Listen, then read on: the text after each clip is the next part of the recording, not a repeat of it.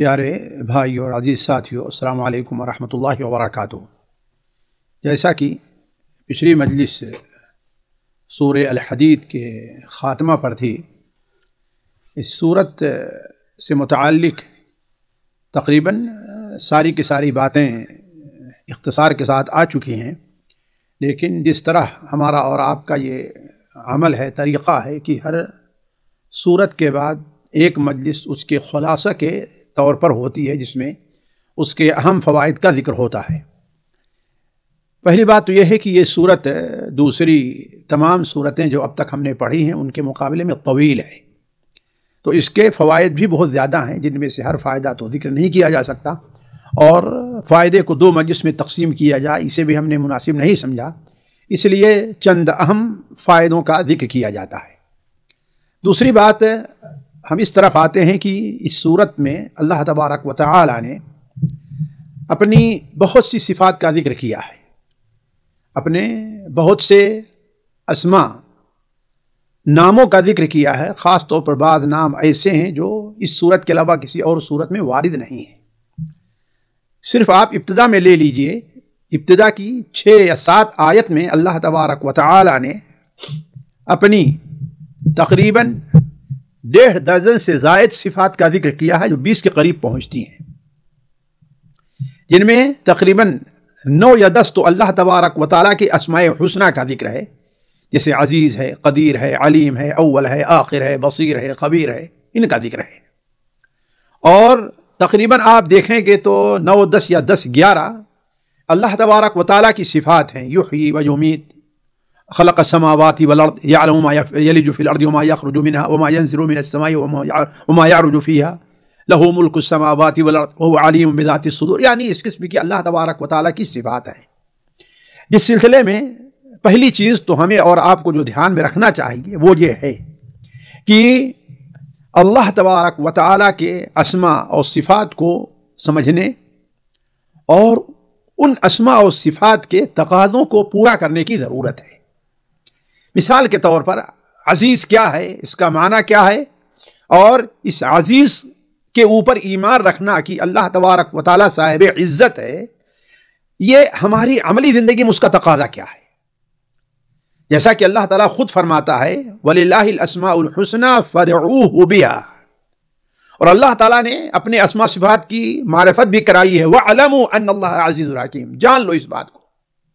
تو اس کا تقاضا کیا ہے، اسے ہمیں پورا کرنا چاہیے۔ جب نبی کریم صلی اللہ علیہ وسلم کی زندگی میں دیکھیں تو یہ چیز بالکل واضح ہے۔ مثال کے طور پر اسی صورت میں دیکھیں اللہ تبارک و تعالیٰ کے بعد ایسے نام کا ذکر ہے جیسے هو الاول والآخر والظاہر والباطن، تو اگر آپ دیکھیں تو نبی کریم صلی اللہ علیہ وسلم کی زندگی میں ان ناموں کا وسیلہ لینا اور ان ناموں کا ذکر بطور دعا یا دعا بطور وسیلہ کے کرنا آپ کی زندگی کے اندر بڑھا رہا ہے۔ مثال کے طور پر صحیح مسلم میں جو روایت ہے کہ نبی کریم صلی اللہ علیہ وسلم جب آپ بستر پر جاتے تو جو دعا پڑھتے اس میں کے آخر میں ہے کہ انت الاول فلیس قبلک شیء وانت الآخر فلیس بعدک شیء وانت الظاہر فلیس فوقک شیء وانت الباطن فلیس دونک شیء اقض عنا الدین واغننا من الفقر۔ دیکھیے ان اسماء کا ذکر کرنے کے بعد گویا جب تو ہی اول ہے، تو ہی آخر ہے، تو ہی ظاہر ہے، تو ہی باطن ہے، تو گویا ان ناموں کے وسیلے سے ہم آپ سے دعا کرتے ہیں کہ وقت عنا الدین، اللہ تعالیٰ ہمارے قرض کو ادا کر دے، ہمارے اوپر سے قرض کو دور کر دے، اور اپنے فضل سے ہمیں محتاجی سے دور کر دے، ہمارے بے نیازی عطا فرما۔ تو کہنے کا مطلب ہے کہ اس بات کا اہتمام کرنا چاہیے۔ دوسری بات، اللہ تبارک و تعالیٰ کے اسماء اور صفات پر ایمان کا جو تقاضا ہے وہ یہ ہے کہ ہم عقیدے کے طور پر بھی، ہمارا عقیدہ بھی اللہ تبارک و تعالیٰ کی اسماء و صفات کے مطابق ہو۔ ہم جو سارے نام یہاں پر ذکر ان کو نہیں ذکر کر سکتا، صرف ایک نام کو لے لیجیے آپ۔ پہلی آیت میں اللہ تعالیٰ فرماتا ہے سبح للہ ما فی السماوات والارض وہو العزیز الحکیم، یعنی گویا اللہ تبارک و تعالیٰ کا ایک نام کیا ہے، حکیم ہے۔ حکیم، حکمت کا معنی جو ہے یہ ہوتا ہے کہ وہ کام محکم اور مستحکم ہو، مضبوط ہو اور قوی ہو، پختہ ہو یعنی درست ہو، ایک چیز۔ دوسری چیز یہ ہے کہ وہ کام کسی حکمت پر مبنی ہو، بے حکمت کے نہ ہو۔ لہذا اللہ تبارک و تعالیٰ کے بارے میں ایک مومن کا یہ عقیدہ ہونا چاہیے، اور ایک مومن ہی یہ عقیدہ رکھ سکتا ہے؟ پہلی چیز یہ ہے کہ اللہ تبارک و تعالی نے اس عالم میں جو چیز بھی پیدا فرمائی ہے، اللہ تبارک و تعالی اس چیز کے بنانے میں حکیم ہے۔ یعنی اللہ تعالیٰ نے جو چیز بھی پیدا کی، اللہ تبارک و تعالیٰ نے جو حکم بھی دیا، اللہ تعالیٰ نے جو فیصلہ بھی کیا، وہ بڑی حکمت کے اوپر مبنی ہے۔ بے حکمت کوئی چیز نہیں ہے۔ کیوں؟ اس لیے کہ اولاً تو عزیز ہے، مانع ہے کہ وہ ایسا کام کرے کہ حکمت پر مبنی نہ ہو، اسے عزیز کے ساتھ حکیم کا ذکر ہے۔ یعنی وہ غالب ہے، قوت والا ہے، لیکن قوت میں آ کر کے کوئی ایسا کام نہیں کرتا جو کسی کے اوپر ظلم ہو، کسی کی حق تلفی ہو، کوئی کام ایسے کر دیا ہے، نہیں، حکیم ہے، حکمت کے اوپر مبنی ہے۔ لہذا ایک مومن کو اولاً یہ ایمان رکھنا چاہیے کہ ہر چیز چھوٹی ہے یا بڑی اس عالم میں، یہ مکھی ہے، انسان پریشان ہوتا ہے اس سے، سوچے کہ آخر اس کی کیا حکمت ہے۔ لیکن ہمیں یہ ایمان رکھنا چاہیے کہ ہمیں معلوم نہیں ہے، لیکن اللہ تبارک و تعالی نے اس مکھی کو بھی بڑی حکمت کے پر بنایا ہے۔ ایک بعض حکام کا، کسی اموی خلیفہ کا ایک لطیفہ بیان کیا جاتا ہے کہ ایک بار وہ مجلس میں موجود تھا جہاں پر بڑے لوگ حکما اور علماء موجود تھے، کہ ایک مکھی آ کر کے اس کے ناک پر بیٹھ گئی۔ اس نے ایک بار دور کیا، دوبارہ بیٹھی۔ جیسا کہ معلوم ہے آپ مکھی کے بارے میں کہ جس جگہ سے ہٹائیں اپنے ہاتھ پر وہی آ کر کے بیٹھے گی وہ دوبارہ۔ اب وہ تنگ ہو گیا لوگوں کے سامنے، آخر تنگ آ کر کہتا ہے کہ اس کے کیا فائدہ ہے اس مکھی کا؟ تو ایک جو واعظ قسم کے عالم صاحب بیٹھے ہوئے تھے، انہوں نے کہا کہ اس کا یہی فائدہ کیا کم ہے کہ دنیا میں جو جبار سے جبار آدمی ہے، اس کی جباریت کو چیلنج کر رہی ہے کہ تم بہت بڑے ہو لیکن تم ہم سے اپنے آپ کو دور نہیں کر پا رہے ہو۔ تو کہنے کا مطلب یہ ہے کہ ہم سمجھیں یا نہ سمجھیں، اللہ تبارک و تعالی نے ہر چیز کو حکمت کے اوپر بنایا ہے۔ اسی طریقے سے آگے کا فائدہ یہ کہ اللہ تبارک و تعالی کے ان ناموں پر ایمان لانے کا، جیسے کہ اللہ تبارک و تعالی نے فرمایا هو الاول والآخر والظاہر والباطن۔ باطن کی ایک تفسیر حضرت عبداللہ ابن عباس نے کی ہے کہ ہر چھوٹی بڑی چیز، چھوٹی سے چھوٹی چیز ہے، آسمان اور زمین میں کہیں ہے، اللہ تبارک و تعالی اس کے مکان کو جانتا، اسے دیکھ رہا ہے۔ جیسا کہ لقمان حکیم نے اپنے بیٹے کو وصیت کرتے ہوئے کہا، یا بنی انہا ان تک مثقال حبۃ من خردل فتکن فی صخرۃ او فی السماوات او فی الارض یأتی بها اللہ، اللہ تعالیٰ اسے لے آئے گا۔ اسی لیے اللہ تعالیٰ نے اس آیت کے آخر میں کیا بیان فرمایا کہ هو الاول والآخر والظاہر والباطن وهو بكل شیء علیم۔ جب اللہ تبارک و تعالیٰ ہر چھوٹی بڑی چیز کو دیکھ رہا ہے، ہر چھوٹی بڑی چیز کو جانتا ہے، اور اپنے علم اور قدرت سے وہ ہر جگہ موجود ہے، وَهُوَ مَعَكُمْ أَيْنَمَا كُنْتُمْ۔ ذرا اس تعبیر کے اوپر اگر آپ غور کریں، واللہ انسان ذرا سوچ لے اس تعبیر کے اوپر، تو اس کی زندگی کیا نقشہ بدل سکتا ہے۔ ثم استوى على العرش يعلم ما يلج في الأرض وما يخرج منها وما ينزل من السماء وما يعرج فيها وهو معكم أينما كنتم والله بما تعملون بصير۔ ذرا سوچیں اس کے اوپر انسان اگر غور کر لے تو یہ آیت انسان سے مطالبہ کرتی ہے کہ انسان مراقبہ اپنا کرے۔ مراقبہ کا معنی کیا ہے؟ یعنی ہر عمل جو وہ کچھ کر رہا ہے، اللہ تبارک و تعالی کی نگرانی کو وہ سامنے رکھے کہ اللہ تعالی ہمارے اس کام کو جان رہا ہے اور ہمارے اس عمل کو دیکھ رہا ہے، اور اللہ تبارک و تعالی سے کوئی چیز پوشیدہ نہیں ہے۔ اگر یہ چیز ہو جائے تو گویا انسان کوئی بھی کام کرنا چاہے گا تو کرنے سے پہلے سوچے گا آیا یہ چیز اللہ تبارک و تعالی کو پسند ہے یا پسند نہیں ہے۔ یہ بڑا مشکل کام، لیکن ایک مومن کے لیے جو قرآن اور اللہ تعالیٰ کی اسماء و صفات پر ایمان رکھتا ہے، وہ اس کے لیے مشکل نہیں ہے۔ اسی طریقے سے ان آیات کو شروع میں دیکھیں ساتھیوں، یہ ابتدا کی جو آیات ہیں تقریباً 5-6 آیتیں، یہ عجیب چیز آیتیں ہیں، اگر انسان غور کر لے. اگر میں صرف اپنے ناقص علم کی بنیاد پر ان آیتوں پر اگر گفتگو کروں تو پوری مجلس اسی میں ختم ہو جائے گی، لیکن صرف ایک بات پر ان آیات سے متعلق اور میں اکتفا کرتا ہوں. پہلی چیز یہ ہے ان میں سے کہ اللہ تبارک و تعالی کی انسان علم کی وسعت پر ایمان رکھے کہ اللہ تبارک و تعالی کا علم کس قدر وسیع ہے، جو ہمارے اور آپ کے تصور سے پرے اور بڑے باہر کی چیز ہے. کہ اللہ تبارک و تعالی علیم بذات الصدور تک ہے. ذرا سوچیں آپ، جبکہ یہ ایسا علم ہے کہ دنیا میں کسی کو معلوم نہیں ہے. وہ ہر اس چیز کو جانتا ہے جو ہو چکی ہے، ہر اس چیز کو جان رہا ہے جو ہو رہی ہے، ہر اس چیز کو جانتا ہے جو ہونے والی ہے، اور ہر اس چیز کو جانتا ہے جو نہیں ہوئی. اگر ہوتی تو کیسے ہوتی اس کو بھی جانتا ہے. اللہ تبارک و تعالیٰ کی علم وسعت کا اندازہ لگائی. یعلم السماوات، یعلم ما یلج فی الارض وما یخرج منها وما ينزل من السماء وما يعرج فيها وهو معكم اينما كنتم.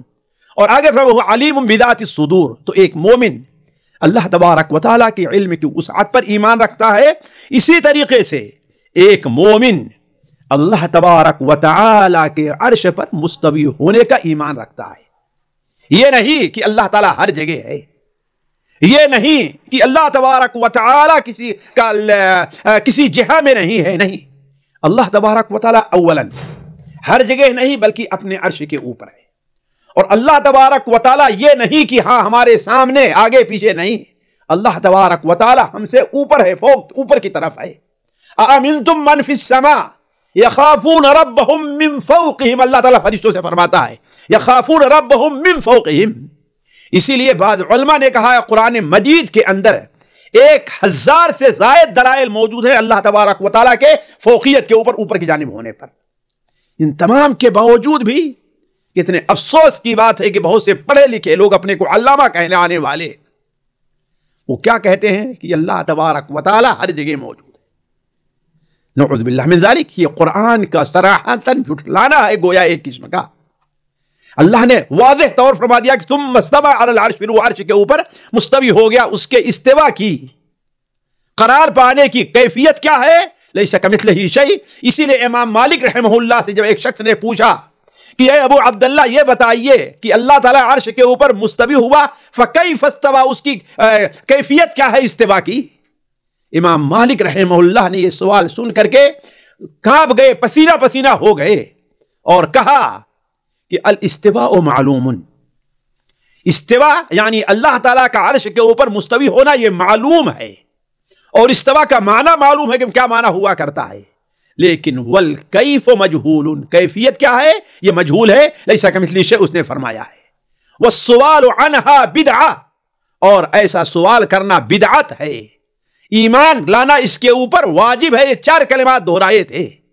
استوا معلوم ہے، کیفیت مجہول ہے، اس پر ایمان لانا واجب ہے، اور اس کے بارے میں کیفیت متعلق سوال کرنا یہ بدعت ہے. لہذا کہا اسے نکالو میرے پاس سے. تو کہنے کا مطلب یہ ہے کہ یہ ہمارا ایمان ہو کہ اللہ تعالیٰ اوپر کی جانب ہے اور اللہ تعالیٰ عرش کے اوپر ہے. اب اس کی کیفیت کیا ہے وہ اپنے بارے میں زیادہ جانتا ہے. ہمارے نبی صلی اللہ علیہ وسلم ہر رات کو یہ دعا پڑھا کرتے تھے کہ اللہم انی اعوذ برضاک من سخطک وبمعافاتک من عقوبتک اللہم بک منک لا احصی ثناء علیک انت کما اثنیت علی نفسک. یعنی جب آپ صلی اللہ علیہ وسلم یہ کہہ دیں کہ لا احصی ثناء علیک، تو دنیا میں کون ہو سکتا ہے جو اللہ تعالیٰ کی تعریف، اللہ تعالیٰ کی ساری حمد و ثنا، ساری حمد و ثنا بیان کر سکے؟ نہیں. علی کل حال آگے ایک مومن جو اس پر ایمان رکھتا ہے للہ ملک السماوات والارض وإلی اللہ ترجع الامور، آسمان اور زمین کی بادشاہت اللہ کے پاس ہے.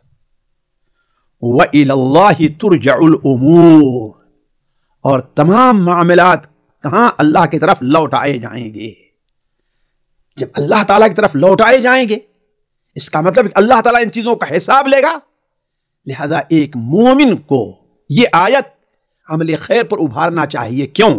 اس لیے کسی کے ہم سامنے جائیں اور برائی اپنا غلط کام کوئی ہمارے ساتھ جا کر کے ہمارے بڑے، ہمارے والد، ہمارے بڑے بھائی، ہمارے استاد کے سامنے پہنچے، ہماری شکایت کرے کہ ہاں اس نے یہ کام کیا، یہ کس قدر شرمندگی کی بات ہے، تو یہ جائے کہ اللہ تبارک کے سامنے ایسی شکایت ہو، ترجع الامور۔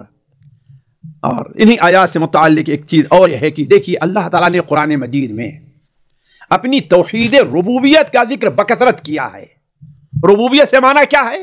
یعنی اس آسمان اور زمین اور کائنات ارض و سما کا خالق اللہ تعالیٰ ہے، مالک اللہ تبارک و تعالیٰ ہے، اور متصرف اس کے اندر اللہ تبارک و تعالیٰ ہے، اور کوئی ایک نہیں، کوئی بھی نہیں، صرف وہی ہے۔ خالق بھی وہی ہے، مالک بھی وہی ہے، متصرف بھی وہی ہے، ہر چیز کا تصرف اس کے ہاتھ میں ہے۔ لہذا جو رب اتنی عظمت کا مالک ہو، لہذا اس کے اوپر ایمان لے آنا اور اس کی عبادت کرنا ایک مومن کے اوپر واجب ہے۔ اسی لیے دیکھیں قرآن مجید میں اللہ تبارک و تعالی نے اپنی توحید ربوبیت سے توحید الوہیت پر استدلال کیا ہے۔ ذالکم اللہ ربکم خالق کل شیء لا الہ الا ہو، یہ کہیں گے، فاعبدوہ، اس کی عبادت کرو۔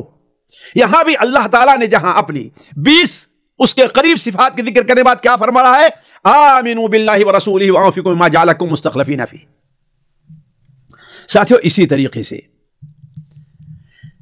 اللہ تبارک و تعالیٰ کا جانتے ہیں یہ مال جو ہے ہمارے پاس، یہ مال حقیقت میں کسی انسان کا نہیں ہے، فی الواقع ہم اور آپ اس کے مالک نہیں ہیں، یہ اللہ تبارک و تعالیٰ کی طرف سے ہبہ شدہ چیز ہے ہمارے پاس۔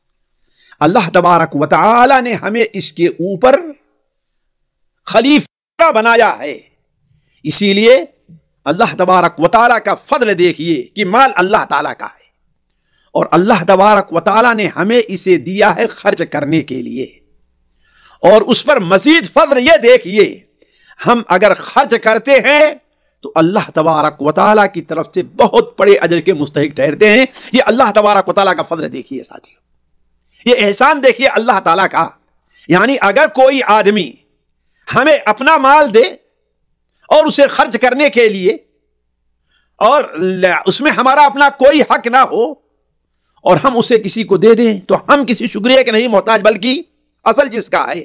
لیکن اللہ تعالیٰ کا فضل دیکھیے کہ مال دیتا ہے، اسے ہمیں خرچ کرنے کا حکم دیتا ہے، اور اس کے بعد اللہ تبارک و تعالیٰ کیا فرماتا ہے کہ من یقرض قرضا حسنا، جو ایسا کرے گا اللہ تعالیٰ آمنوا باللہ ورسولہ وانفقوا مما جعلکم مستخلفین فیہ فالذین آمنوا باللہ ورسولہ وانفقوا فلہم اجر کبیر، جو خرچ کریں گے، ایمان لے آئے اللہ اور اس کے رسول پر، پھر خرچ کیا، انہیں اجر کبیر کا اللہ تعالیٰ نے وعدہ دیا ہے۔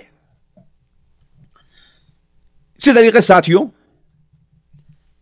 مشکل وقت میں دین پر جمے رہنا، دیکھیے جہاں پر حالات نارمل ہوں وہاں ہر آدمی اسلام کا دعویٰ کر سکتا ہے، ہر آدمی نماز پڑھتا ہے، لیکن جہاں مشکل گھڑی آ جائے، وقت نہ مل رہا ہو، یا نماز میں پریشانی ہو رہی ہو، یا نماز سے روکا جا رہا ہو، اب ایسے موقعوں پر اگر کوئی آدمی نماز کا اہتمام کرتا ہے تو یہ اللہ تبارک و تعالیٰ کے نزدیک حقیقی مومن، پختہ ایمان والا، جہاں یہ اس کی دلیل ہے، وہیں دوسری طرف اللہ تعالیٰ کے نزدیک بڑے اجر کا بھی مستحق ٹھہرتا ہے۔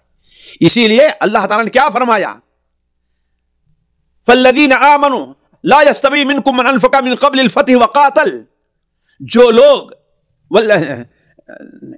اللہ تعالیٰ نے فرمایا ہے لا يستوی منکم من انفق قبل الفتح وقاتل اولئک عادل من الذین انفقوا من بعد وقاتلوا، جو لوگ فتح مکہ سے پہلے، جبکہ اسلام پر ہر طرح سے حملے ہو رہے تھے، مشکل گھڑیاں آئی تھیں، ایسے وقت میں جن لوگوں نے خرچ کیا اور اللہ کے راستے میں جہاد کیا، وہ ان لوگوں سے بہت افضل ہے جو اس کے بعد خرچ کیے اور جہاد کیے۔ یہ الگ مسئلہ ہے کہ اللہ تعالیٰ کسی کے عمل کو ضائع نہیں کرتا ہے۔ اور ساتھیوں دیکھیے کسی کی مالی مدد کرنا، جیسے صدقہ کرنا، قرض دینا، عطیہ و تحفہ دینا، فی الواقع یہ معاملہ بندے اور بندے کے ساتھ نہیں ہے، نہیں، اس فکر کو اپنے اندر سے ختم کرنا چاہیے۔ ہم کسی کو قرضہ دیتے ہیں تو اپنے دل پر سمجھتے ہیں کہ ہم نے اس کے اوپر احسان کیا ہے۔ اب اگر وہ کوئی ایسی بات کرتا ہے جو ہمارے خلاف ہوتی ہے تو ہمیں فوراً غصہ آتا ہے اور وہ احسان جتانا شروع کرتے ہیں کہ ہاں ہم نے اس کے ساتھ ایسا کیا ہے۔ نہیں، ہم کسی کو پر صدقہ کر رہے ہیں، ہم کسی کو تحفہ دے رہے ہیں، ہبہ کر رہے ہیں کسی کو کوئی مال، ہم کسی کو قرض دے رہے ہیں، تو یہ معاملہ اصل میں میرا اور بندے کے ساتھ کس کے ساتھ ہے؟ ہمارا اور اللہ تعالیٰ کے ساتھ ہے۔ یہ مسئلہ اصل اللہ کے ساتھ ہے۔ اس لیے اللہ نے کیا فرمایا ہے؟ من یقرض اللہ قرضا حسنا، جو اللہ تبارک و تعالیٰ کو قرض حسن دے۔ اور اس پر تفسیر میں بات تفصیل سے آ چکی ہے، میں اس کو دہرانا نہیں چاہتا، صرف ایک بات آپ کے سامنے رکھنا چاہتا ہوں کہ علماء نے مال قرض حسن کب ہوگا، جس کو قرض دے قرض حسن کب ہوگا، جبکہ علماء کہتے ہیں اس کے 3 یا 4 شرطیں پائی جانی چاہیے۔ پہلی شرط تو یہ ہے کہ وہ جو مال دیا جا رہا ہے چاہے صدقہ کے طور پر، قرض کے طور پر، وہ پاک مال ہو، حلال مال ہو، جائز مال ہے، ناجائز نہیں ہے۔ دوسرا یہ ہے کہ اسے صدقہ کرتے ہوئے بندے کے اندر اخلاص پایا جائے، یہ کس لیے دے رہا ہے؟ اللہ تبارک و تعالیٰ کے لیے، اللہ کی رضا کے لیے دے رہا ہے۔ اور تیسری چیز یہ ہے کہ بندہ دل کی خوشی کے ساتھ دے، یہ نہیں کہ دینے پر مجبور ہے، دل کڑ رہا ہے، نہیں، بس یہ ہے کہ اللہ کا دیا ہوا مال ہے، ہم دے رہے ہیں۔ اور آخری ایک چیز کو اور ذہن میں رکھنا چاہیے کہ صدقہ کرنے کے بعد پھر احسان جتانا یہ قرض حسن نہیں ہے۔ اگر کوئی ایسا کرتا ہے تو پھر وہ فَيُضَاعِفُهُ لَهُ وَلَهُ أَجْرٌ کریم کا مستحق نہیں ٹھہرتا ہے وہ۔ اسی طریقے سے ساتھیوں ایک بات اور سوچنے کی ہے کہ بندہ اس دنیا میں اللہ کے دیے ہوئے مال سے لوگوں کے حقوق مارتا ہے۔ وہ کیسے؟ جس کے پاس زیادہ پیسہ ہے وہ رشوت دے کر کے لوگوں کا حق، جس کے پاس زیادہ پیسہ ہے وہ لوگوں کو قتل بھی کرتا ہے اور بری ہو جایا کرتا ہے۔ اس قسم کی آپ دیکھیں کتنی ایسی چیزیں ہیں جو مال کے ذریعے یہ چیزیں کی جا رہی ہیں، جبکہ یہ چیز شریعت کی نظر میں اس قدر کبیح ہے کہ آخرت میں یہ اس کے لیے بلا کا سبب بنے گی۔ کیوں؟ اولاً تو یہ مال اس کا نہیں، اللہ تعالیٰ کا ہے، اور اللہ تعالیٰ نے ایسی جگہ میں خرچ کرنے کا حکم نہیں دیا۔ اگر آپ کے پاس کوئی امانت رکھے اور آپ اسے غلط ناجائز اس کے خلاف استعمال کریں تو اسے کیسے قبول کرے گا؟ اسی لیے اللہ تعالیٰ نے انہی آیات کے آخر میں فرمایا ہے فَالْيَوْمَ لَا يُؤْخَذُ مِنْكُمْ فِدْيَةٌ وَلَا مِنَ الَّذِينَ كَفَرُوا، آج تم سے کوئی فدیہ نہیں قبول کیا جائے گا۔ اسی طریقے سے ساتھیوں اس بات کا ہمیں دھیان رکھنا چاہیے کہ ایک مومن کو جب اللہ تبارک و تعالیٰ نے اس دنیا میں موقع دیا ہے تو وہ ان اعمال کا اہتمام کرے جو اعمال اس کے لیے آخرت میں نور کا سبب بنے۔ کیوں؟ اس لیے کہ یہ بات تفصیل سے آ چکی ہو کہ قیامت کے دن ایک مرحلہ آئے گا اور خصوصاً یہ صورت دیکھیں آپ، شروع صورت سے لے کر کے آخر تک نور کا ذکر بار بار آیا ہوا ہے۔ پہلے صفحے میں بھی ہے، دوسرے میں بھی ہے، تیسرے میں بھی ہے، حتیٰ کہ آخری آیت سے پہلے جو آیت ہے اس کے اندر بھی نور کا ذکر ہے۔ اس کا اہتمام ہونا چاہیے کہ آخر وہ کون کون سے اعمال ہیں جن کا ہم اہتمام کریں گے تو اللہ تعالیٰ ہمیں قیامت کے دن نور عطا کرے گا، جس کی روشنی میں ہم چل کر کے پل صراط کو پار کر کے ہم کہاں پہنچیں گے؟ جنت میں پہنچیں گے۔ اگر جس کے پاس نور نہیں ہوگا وہ بھٹکتا ہوا جہنم میں جا کر کے گر جائے گا۔ اس لیے سب سے اہم چیز جو ہے نور کی وہ ایمان ہے، سچا ایمان ہے۔ اللہ اور اس کے رسول کے اوپر جو ایمان کا تقاضا ہے اسے پورا کرنا ہے۔ اسی طریقے سے نماز ہے، نماز نور کا بندوں کے لیے بہت بڑا سبب ہے۔ اسی لیے حدیث میں ہے وَالصَّلَاةُ نور، نماز کیا ہے؟ نور ہے۔ تو ان چیزوں کا اہتمام کرنا چاہیے۔ اسی طریقے سے ساتھیوں ایک شخص ایمان رکھنا چاہیے، جیسا کہ تیسرے سبق میں بیان کیا ہے کہ اللہ تعالیٰ نے مومنوں کو 2 گھر دیا ہے، ایک دنیا کا ہے اور ایک آخرت کا ہے۔ دنیا کے بارے میں اللہ تعالیٰ نے اسی صورت کے اندر بیان فرمایا وَمَا الْحَيَاةُ الدُّنْيَا إِلَّا مَتَاعُ الْغُرُورِ، دھوکے کی ٹٹی ہے، دھوکے کا سامان ہے۔ اگر اس دنیا میں کسی کو مال ملا اور وہ یہ سمجھے کہ میں بڑا خوش نصیب ہوں تو یہ دھوکہ ہے۔ اس دنیا میں اگر کسی کو بہت طاقت اور قوت ملی اور سمجھے اسی بنیاد میں بڑا خوش نصیب ہو تو یہ دھوکہ ہے۔ اس دنیا میں ایک انسان کو اگر بہت ہی صحت ملی ہے، بیمار نہیں ہوتا اور یہ سمجھے کہ میں بہت بڑا خوش قسمت ہوں تو وہ دھوکے میں ہے۔ وَمَا الْحَيَاةُ الدُّنْيَا إِلَّا مَتَاعُ الْغُرُورِ، اعلموا انما الحیات الدنیا لعب ولہو وزینۃ وتفاخر بینکم وتکاثر فی الاموال والاولاد. ذرا دیکھیے آخر میں کیا فرمایا؟ وما الحیات الدنیا الا متاع الغرور. لہذا کیا کرنا چاہیے؟ سابقوا الی مغفرۃ من ربکم وجنۃ عرضها كعرض السماء والارض اعدت للذین آمنوا باللہ ورسلہ.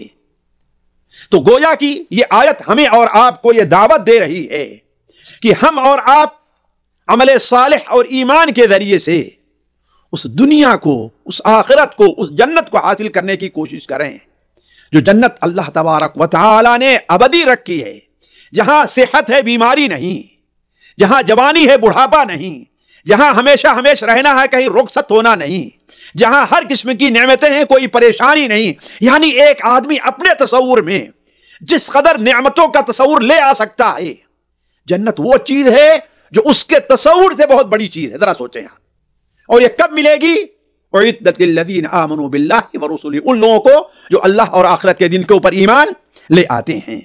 اسی طریقے سے ساتھیوں ایک بات سمجھیں، جو شخص اپنی تقدیر پر ایمان لانے میں جس قدر پختہ ہوگا اسی قدر اسے اطمینان حاصل ہوگا.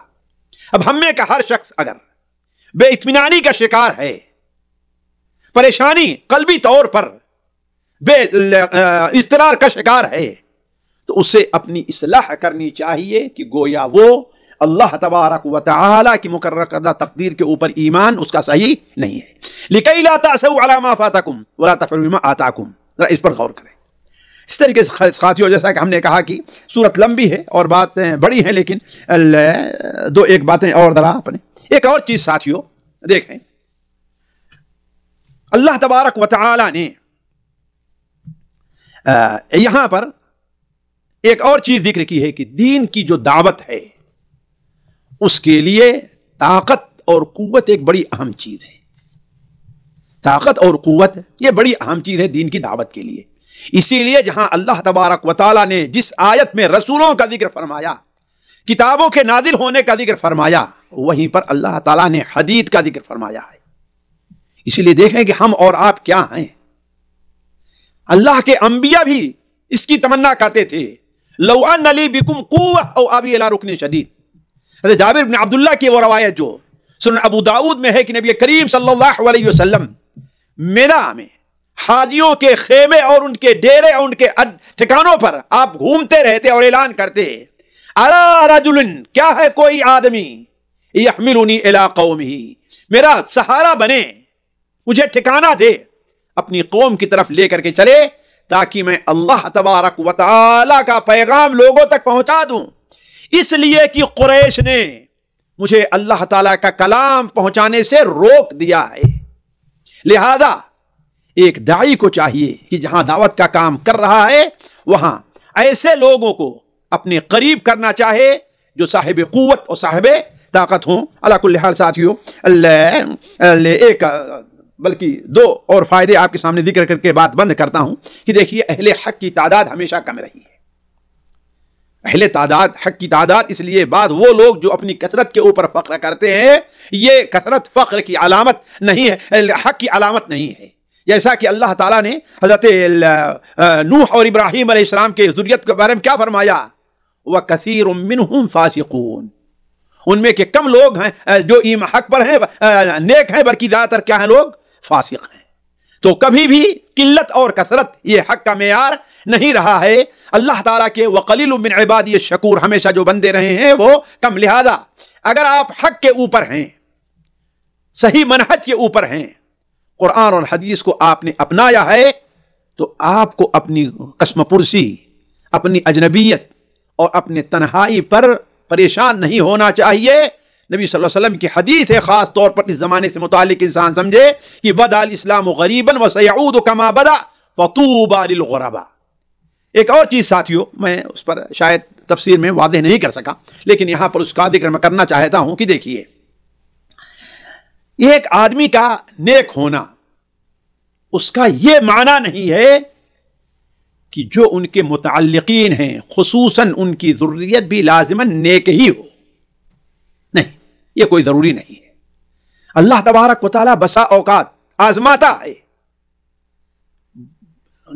نالائق اولاد دے کر کے، یہ کوئی ضروری نہیں ہے. حضرت نوح علیہ السلام کا بیٹا، حضرت ابراہیم علیہ السلام کے والد، اور نبی کریم صلی اللہ علیہ وسلم کے محسن اور چچا، ان تینوں کو انسان سامنے رکھے اور یہیں سے رکھے کہ ہدایت یہ کام صرف اللہ تبارک و تعالیٰ کا ہے.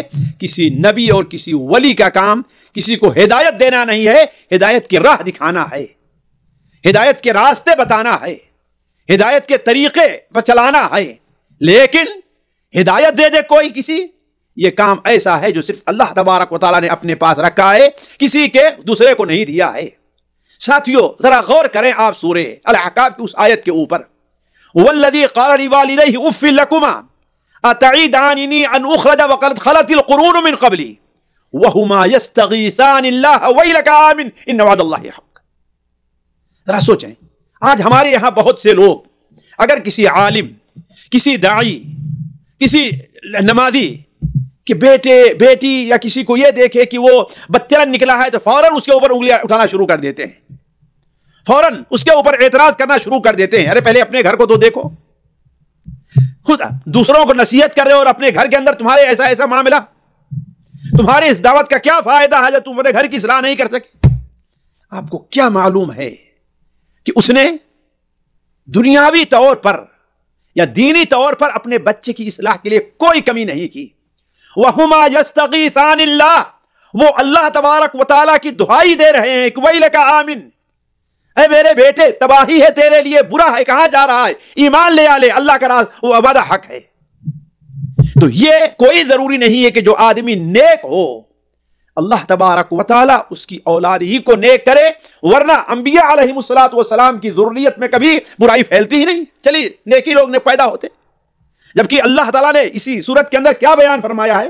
اللہ تبارک و تعالیٰ نے فرمایا اسی صورت میں کہ دیکھیے سورہ حدید کی آخری آیت میں، صورت میں کیا فرمایا اللہ تعالیٰ نے کہ فَمِنْهُمْ مُهْتَدٍ وَكَثِيرٌ مِّنْهُمْ فَاسِقُونَ وَجَعَلْنَا فِي ذُرِّيَّتِهِمْ النُّبُوَّةَ وَالْكِتَابَ. فَمِنْهُمْ مُهْتَدٍ، ان کی ذریت میں سے کچھ لوگ ہدایت پر ہیں، وَكَثِيرٌ مِّنْهُمْ، زیادہ تر لوگ کیا ہیں، وہ فاسق ہیں. البتہ ہم سے یہ مطالبہ ہے کہ ہم اپنی ذریت کی اصلاح کے لیے اللہ تبارک و تعالیٰ سے دعا کریں.